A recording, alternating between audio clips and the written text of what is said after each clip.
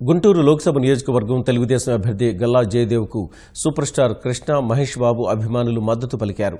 గుంటూరులోని ఓ కళ్యాణ మండపంలో ఏర్పాటు చేసిన మహేష్ బాబు 25వ చిత్రం మహర్షి అభినందన సభకు కుటుంబ సభ్యులతో కలిసి గల్లా జయదేవ్ హాజరయ్యారు.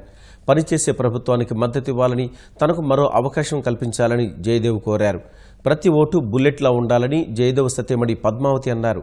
అభివృద్ధి చేయగల నేతకే ఓటు వేయాలని హీరో సుధీర్ బాబు సూచించారు. ఈ కార్యక్రమం సందర్భంగా హీరో కృష్ణ, మహేష్ బాబు పాటలకు అభిమానులు చేసిన నృత్యాలు ఆకట్టుకున్నాయి.